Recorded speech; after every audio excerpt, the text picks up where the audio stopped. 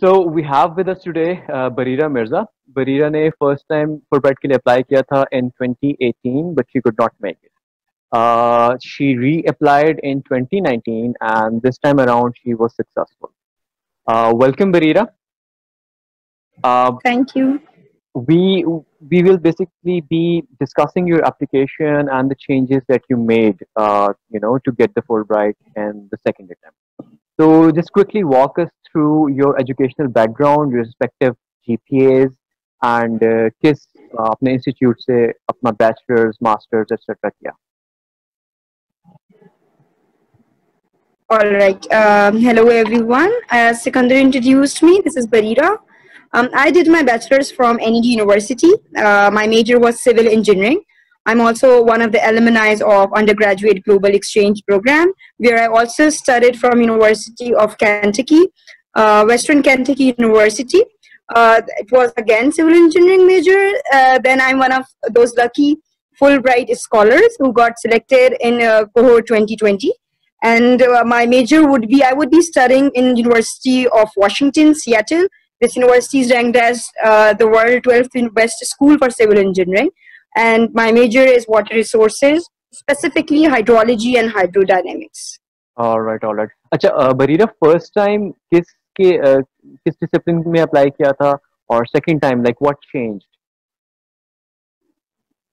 I would say a lot of changes I made in my scholarship, because first time when I applied, I would say that was my trial kind of thing, because I did not take anybody's guidance, and it is so important to watch any video, to seek help from any good GRE preparation centers. Like Reformer is one of those group, I would say. Reformer has helped me a lot in my GRE preparation because it matters a lot. You won't realize it, matlab you would say that I can do it, but believe me, you cannot. I had this overconfidence in me the first time, but yes, I realized that I needed it. ठीक है, ये बताओ कि first time आपने किस field के लिए apply किया था और second time फिर किस field के लिए apply किया? Like what changed? First time I applied for project management, engineering project management, and second time I applied for water resources management. I knew it that I want to pursue management, but I was confused. So when I was confused, they did not want me, but when I was sure, they accepted me. So that is the difference. Yeah, that is one solid point. अच्छा, अच्छा ये बताओ कि what were your GRE scores? First time क्या GRE score submit किया था? Section wise बताओ कि verbal में क्या था, quant में क्या था, और second time क्या था? Yeah, first time वाला तो मैं भूल गई हूँ. I don't know the sections, but I know I scored 298 first time, and the second score was 303. So the first time I did not take help from Reformer. Second time I did, and my score and 300 above score is considered good if your overall profile is very strong in in a Fulbright scholarship. Yeah, exactly. मतलब this is going to be a relief for a lot of people. क्योंकि people are like यार 320 से हमने नीचे score किया तो we're not gonna get Fulbright. So this is going to bash that fallacy कि no, you can still get Fulbright if you have a score of maybe 303, 305, or 306. All right. Yes, Perfect. but jury scores matter a lot after your selection. It does matter a lot. Okay, ये बताओ Bareerah कि last time जब आपने 2018 में apply किया था, when you could not make it, तो किस stage तक आप गई थी? Did you make it to the interview or did you get dropped before that?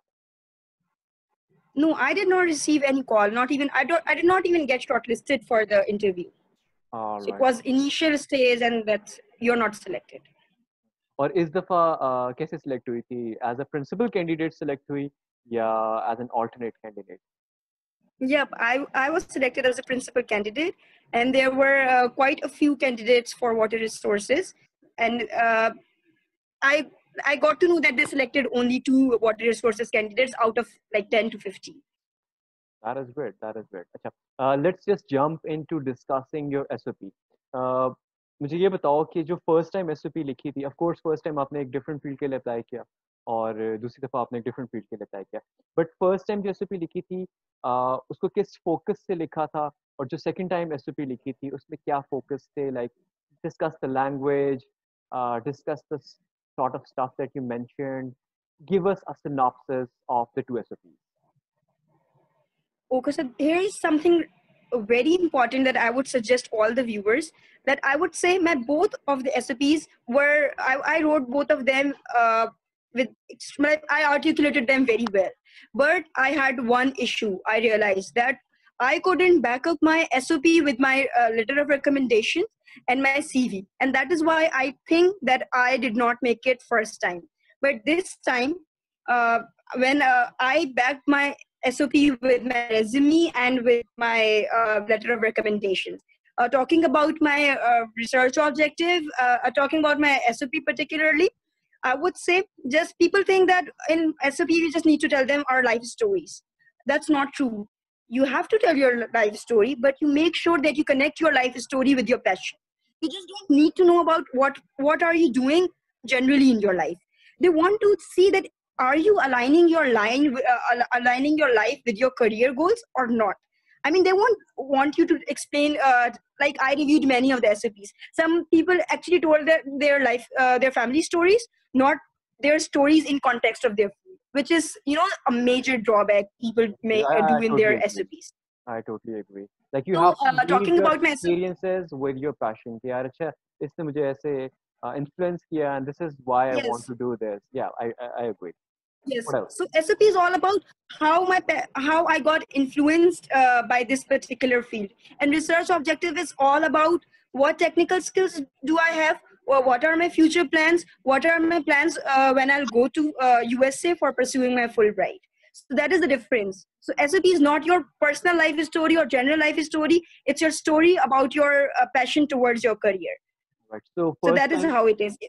first time, did you make an autobiography out of your SOP or like what did you do? No, so this for the first time, I that is what I did. I did this mistake. I just said that I think management is needed everywhere, and I couldn't explain that I am focusing on engineering, but on which aspects of engineering management is needed. And what I did in my real life, like community services, my speeches, writing articles in the magazines, in the newspapers, to give awareness or to get education regarding this field. So I did not write it. I just tell them my general achievements, that I'm into debates, I'm into co-curricular activities, but that I couldn't I wasn't able to link it with my career. So that was the real drawback.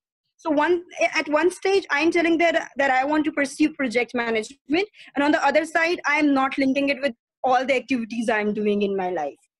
So Um, that is something very important for all the future aspirants.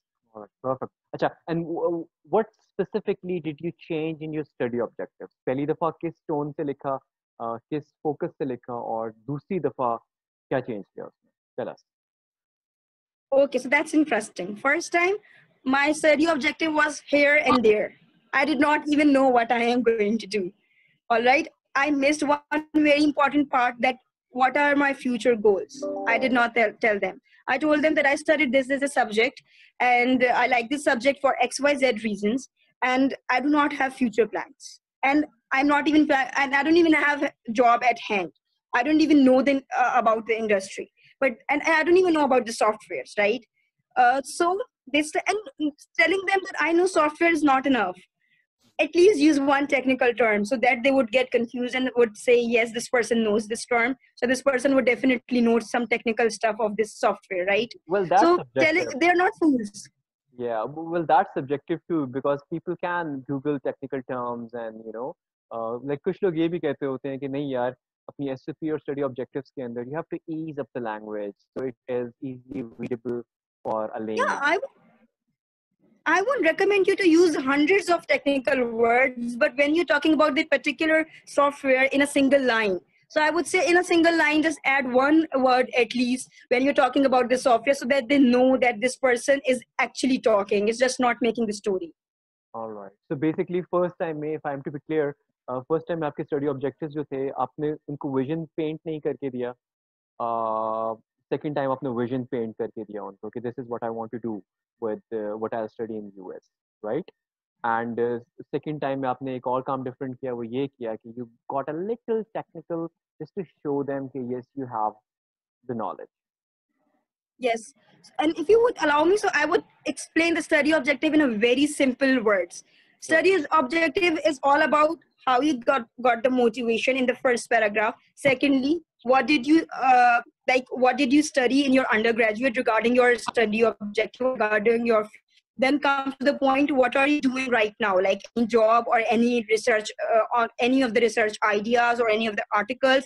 Then please make sure you add, when you're talking about your education, you add some activities or projects regarding your subject when you're talking about your education or your university. Then comes to your job, and then comes to your master's goal, that what you plan to do in your master or during your masters, and then comes what are you planning to do after it. Simple is that. 4 to 5 stage study objective. That is what they want to see.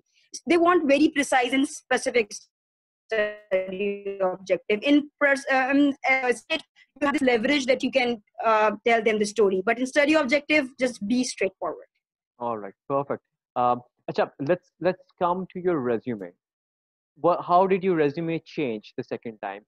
क्या नए work experiences add किए? क्या नई चीजें add की? Did you mention things like your co-curricular activities, your side projects? What did you mention, and what did you add uh, in the second try? All right. So I would first I would address one issue that most of the people face. They say that we did internship in XYZ field. For example, I did my internship in structure analysis, and then I plan to switch towards water resources management. Then many of the candidates came to me and asked me that how can we balance it out? How I balanced it out, it worked for me in the second time. First time I did not. I just wrote what I learned, and but it in no way it did not match my project management thing, right? So this time I manipulated the word. I did not use the structured analysis thing, but I said I learned the design methodologies, for example, and it can be any design methodology. I did not say I learned structural design methodologies. So word matters a lot. So when you have done something which is out of your field, then manipulate the words and show them in a way that it belongs to, somehow it belongs to your field. So basically, you have to Secondly, connect what it I with your added, field. That is what you are saying. You connected your yes, resume with your prospective field in a better way the second time. yes, of course. And it is very important when you tell them that in your SOP or in your research objective that you have worked in this company on these softwares. So make sure when you write about your work experience in that particular company, you make sure you have your resume and your research objective have coherence. I mean, both of them should depict the same thing, but in a resume it would be more detailed, talking about your responsibility at work, talking about your like goals and achievements at work. And when you talk in your I would say software skills, write about detailed software. Even if you have touched on those softwares, just write about it. So make your resume very, I would say, detailed. Don't make it 4 or 5 pages, but make it at least 2 pages, and add your work experiences, add your universities, relevant one, add your achievements, right? And add your certifications. These are very important. And those certifications only, so I have 15 plus certifications, right? But I did not add all 15 because 3 of them were not related to my courses. So maybe write only 4, but make sure it is related to your courses. So everything should be interlinked. All right. So to summarize it, I would say your education background, your work experience, your certifications, your achievements, and your software skills.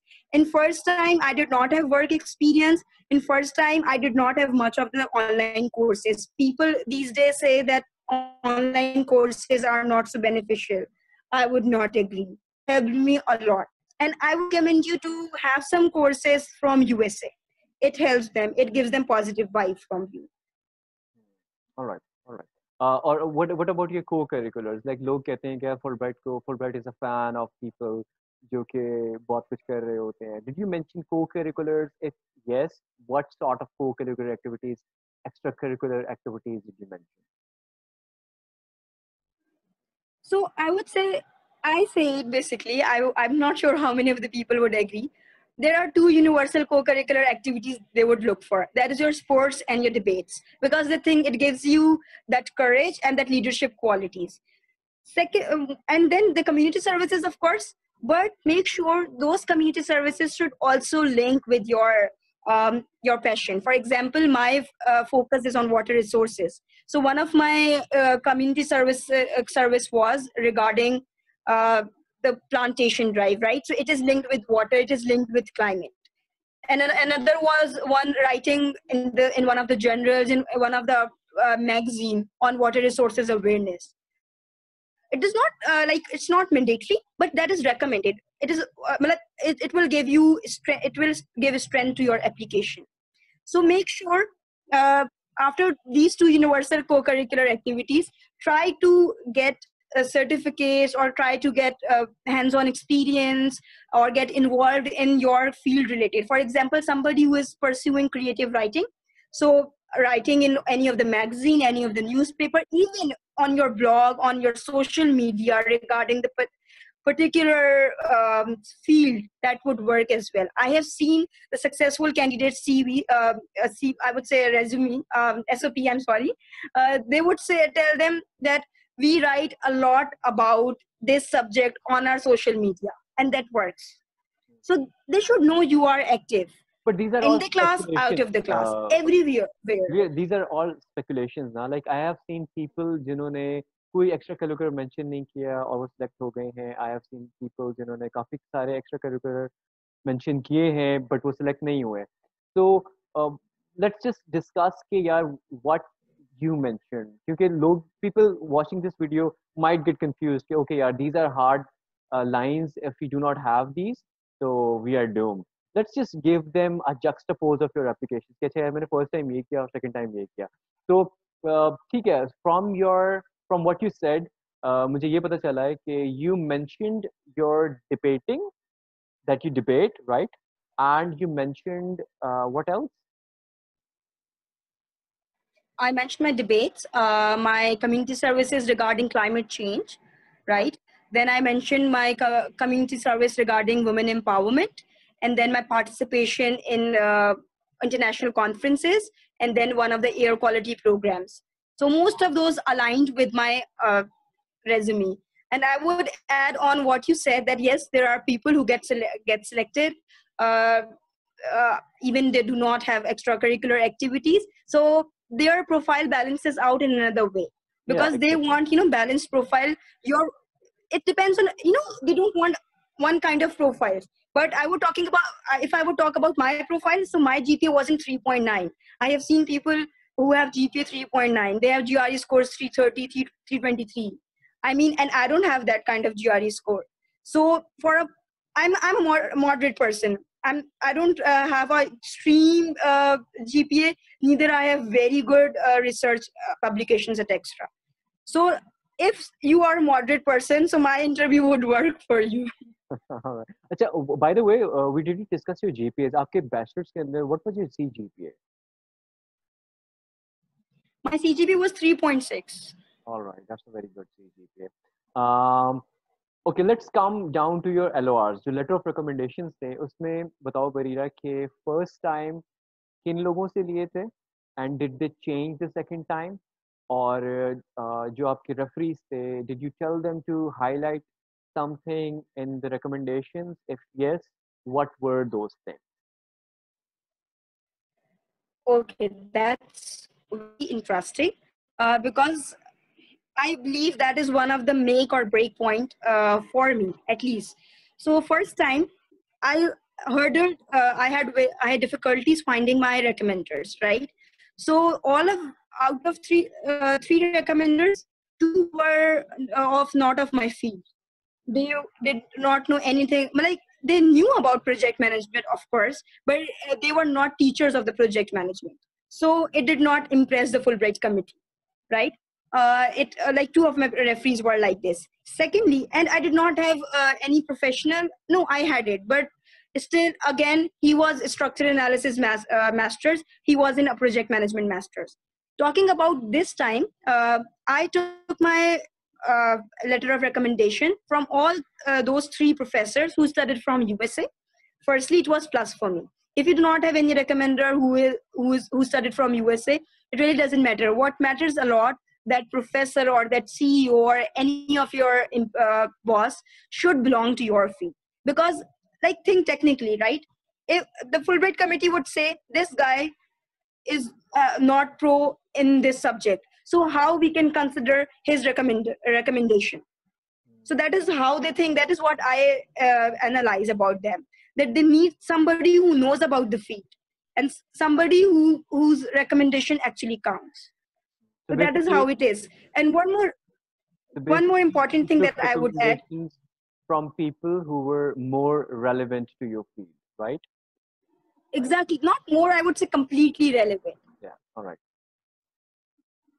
So one more thing that I would like to add, you said, what did you ask your recommender to add in your recommendation letter or highlight in recommendation letter? One of the things that my professor told me, because he was also a Fulbright awardee in 19th, so he suggested me that ask your boss, please write this line, that I would like to have Bareerah back on in my company once she'll get done with her master's. So it gives surety to the Fulbright committee that okay, she's going to come back and there is a job opportunity for her. That's not like that she's going to get quar in Pakistan. So this is what my what my boss wrote it, and he told me that Bareerah, I accommodated your request and I added this line. So that worked for me, I because it was mentioned in my interview as well. They highlighted it in my interview as well. So yeah. और ये बताओ कि LORs तीनों की तीनों were professional, or did you get an academic recommendation as well? Two were academic. One from my professor in NED University, one from my professor in USA. I studied floodplain management from him during my U-grade, and one from my CEO of the company. Oh, perfect. So the best recommendation LORs two academic and one professional, if you are new into your profession. Yeah, makes sense. अच्छा, let's come to the interview, क्योंकि interview is something कि जिसमें बहुत ज़्यादा applicants रह जाते होते हैं. I want you to describe the interview process in detail, from entering the interview room, how the people were sitting, कितने Americans थे, कितने पाकिस्तानी थे, कितने बंदे थे, कितनी बंदियां थी, the sort of stuff they asked you, how hard they tried to break you, and the sort of replies that you gave them. Just walk us through the entire experience in detail. Okay, I think firstly you should conduct the separate session for this one, because it's a detailed one. If you really want people to watch this, or you want to help them, so you need a separate session, but I'll try to make it brief. And before that, if you allow me, that there are most of the forums that miss this point, that university preferences, and people say that it is not very important, because it played very major part in my interview. So when you asked me about the interview, so I got to remember that they tried to trap me, that to see my intentions regarding my university preferences. So I am so glad that I was pretty much I was insightful when I was writing the preferences, and I checked the course catalog, but people don't usually do, because they are being told that it really doesn't matter. So just be very careful when you select the university preferences, because it was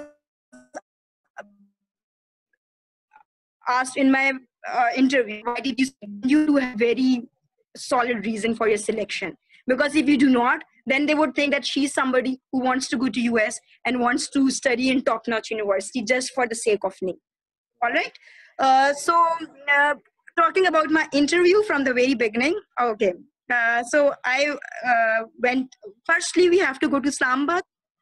U-grade wala fund nahi hai ki aapko Karachi mein hi dena padega, so you have to spend some pennies and you have to go to Islamabad on your own expense. That's very important for scholarship holders, right? And then first you enter over there, and then there are Ma'am Faiza and Ma'am Madhya. They would ask you to submit everything, your documents and any of the gadgets you have, and then they would ask you to sit and relax. for like 5 minutes. They give that time if you are on time, right? So there would be 15 people or 20 at most. That is how they conduct the interviews. 15 people at a time, not more than that. And then they would, like, all of those who would be shortlisted for the interview, after 5 minutes they would say that we are going to give you one essay assignment, and before that they would give you some information about what's Fulbright, etc., which we already knew, the pamphlet kind of. And then they ask us to write an essay, and we had only 15 minutes to write it. It was extremely general, and that the purpose of that essay was just to check that our SOPs and our research objective writing way is same as our this essay, right? We just check the writing patterns. They don't usually care about what we have written. But there's one thing important: just stay positive.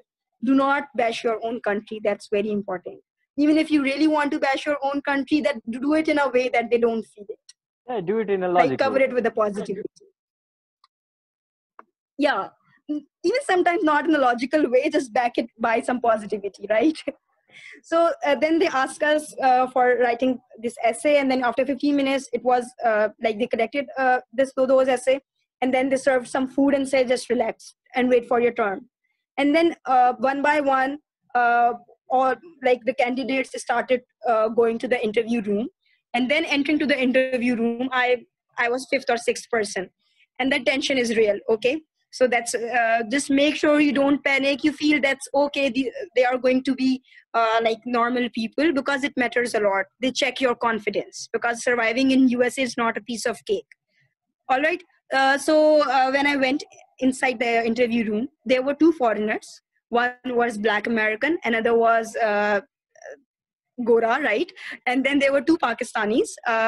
Both of them were Fulbright alumni, and three boys. I would say, like, the whole community. Two foreigners, one boy, and a girl. And both of them, there was a Pakistani girl, right? And then they sat down. Okay, so Pakistani people would try to trap you because they know the conditions over here, and they are Pakistanis just like you, so you cannot fool them, right? So when I sat down, I remember my interview by heart. So when I sat down, they say that, but yeah, please introduce yourself. I just did that I'm Bareerah Mirza and blah blah blah. Okay, then the next thing that the foreigner said to me was, your SOPA and your RO was pretty much impressive, and we can see the passion in it. So it was a compliment to me, and I said, thank you so much, sir. Then they went on to, Bareerah, where are you working these days, and what are your roles and responsibilities? Then I explained them, right? That these are my roles and responsibility, and just make sure, just read your resume prior, so that you can see that what you have written in your resume and what you are telling them, it should be same. It matters to them a lot, because they read your resume, your SOPs, your LORs, your RO at that particular time. So they have everything in mind. So you cannot lie to them. They would say that you have written this in your resume, right? And they would do it in a way that they don't even know it is written over there.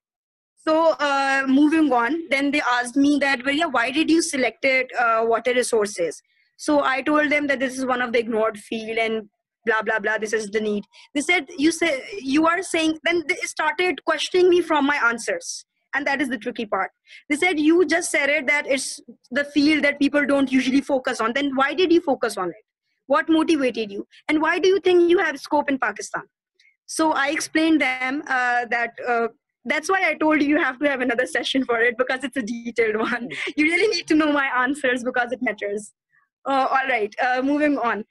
So I told them that why I selected this field, and I gave them all the answers which can match all humanity as well. It has to has the humanitarian aspect as well. It shouldn't be that I want to get a good job.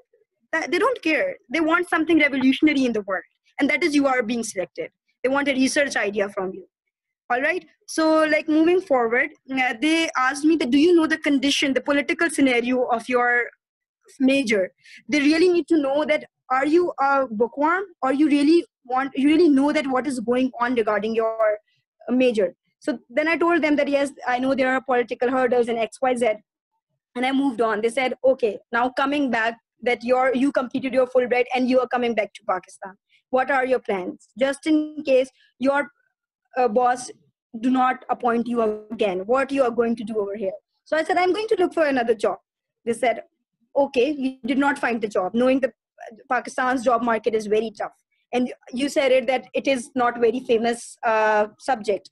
So I said, I'm going to go for the startup. And they said, okay, this works for us. That you plan to have a startup, but in what particular field, that your field has further specialization. So I said, in education systems. So I said, okay, now we know that you are sure that you are going to go for irrigation systems in Pakistan, but how you are going to get the fundings? So I said that there are Ignite and there are many funding I took few organization names, and they were like, all right, so you know your ways, right? Then they moved towards my university preferences, which was tricky. I did not expect it. Nobody guided me regarding it. So say, why did you write Stanford? Because Stanford is not #1 university for water resources. And I did not know this, to be very honest, when I applied, because I knew this, that universities' preferences don't matter. And they threw this question to me. So I said, because Stanford has this water in waste research, and that's very impressive to me. That's why I want to go over there. I want to work particularly on this research, knowing that it is not very good school for water resources. They said, how are you going to meet their standard and criteria? So I said, I have my own research ideas, and I'm going to work on my research ideas, which is going to be impressive for them. So they are going to have me on board. So that is how I'm going to meet their standards. So they were like, okay, Bareerah, thank you so much for the interview. Would you like to have ask us something? So I did not have any such question. I just asked them that how much TOEFL score should I do for getting into Stanford? So they just laughed and they said, 100 or 90 above is good for us. So that is all about my interview. So overall, just summarizing it, what really matters, your confidence, your straightforwardness, your firmness, and your knowledge, like general knowledge. I won't say knowing the equation of precipitation. No, they want to know that you know about your industry or not, or the general knowledge about your field. And just be confident. Because I have seen so many people getting rejected in the interview process just because they were confused. अच्छा क्या कहते हैं, so before you went into the interview, did you prepare for it? किसी के साथ तैयारी की थी? Like some people arrange an interview session with their friends. Did you do something, or did you just research on your own, or did you not even do that and relied on what you already knew? So I would say, like, there are some people who got selected after getting those preparation session, but there are very few in our cohort and in every cohort, like 1 or 2, right? So just go with your vibe, be very natural, because most of the times, even if you are a very good actor, then you can go for that session. But I think you are the best, you are the master of your field, and you have to go with your vibe. I would say just take guidance, watch any of the video, talk to one or two of the Fulbright alumni. That would work. But having one-on-one mock with somebody, that won't help much. Only watch a video or talk to somebody who is an alumni and think that what you can answer. That rehearse yourself with yourself and So get a confidence that yes, I can do it. The one-on-one session with a Fulbright alumni, in your opinion, would work for an interview practice, right? अगर वो Fulbright alumni हो to begin with. Yes, I won't say the entire interview. I would say just ask them that how should I prepare? Agar one-on-one mock karoge, तो you will get confused. Okay, what I just prepared that answer and I gave another one. What I'm going to do now? So they don't want that confusion. And if they feel like you are already prepared, so that's problematic as well. Oh, okay. And why do you think that's problematic? Because they know who is natural and who is not. They're very good judge. Even I think there's this person sitting at the back, that person is a psychologist, I believe. We all believe, I think so. Because that person sits silently and that person notices you. And then I think that person has a say too. And most of us in our cohort has this belief that person is a psychologist or he's somebody who reads mind. So they are very, even if they get an idea that you have prepared from somebody and you have ratified your answers, they are going to trap you more. So yeah. if you're a very good actor, then yeah, you can go for it. Yeah, yes. Basically, what I got from your interview experience is you acted very naturally. You improvised stuff. You acted in a confident way, and yeah, okay, fine. अच्छा ये बताओ कि Be vocal. yeah, be vocal. All right. ये बताओ कि between the American interviewers और जो पाकिस्तानी दो बैठे होते हैं उनमें से किसने ज्यादा टफ टाइम लिया था like who were tougher and Yeah, to be very honest, one Pakistani and one foreigner. The Gora was very nice and Pakistani Gori was very nice. ठीक है वो इतनी गोरी थी कि I call her Gori, right? She was very nice and the Gora was very nice. But Pakistani boy and that African American or I don't know, that American guy, both of them were very tough. They tried to trap me in every possible manner. I mean, what if I give you any, if I give them any answer, what if this doesn't happen? What if this doesn't happen? So, it was tough time from both of them. So I would say it depends on your luck, but they always keep a moderate panel, two tough and two people who would make you feel comfortable and would talk you in a friendly way. all right, perfect. Yeah, Bareerah, let's wind it up and thank you so much for doing this video with us. This is going to help a lot of students. You mentioned some really solid points. Good luck with your America ka trip, and we are all hopeful that you will come back and contribute to Pakistan. Godspeed with whatever you are doing. Thank you so much.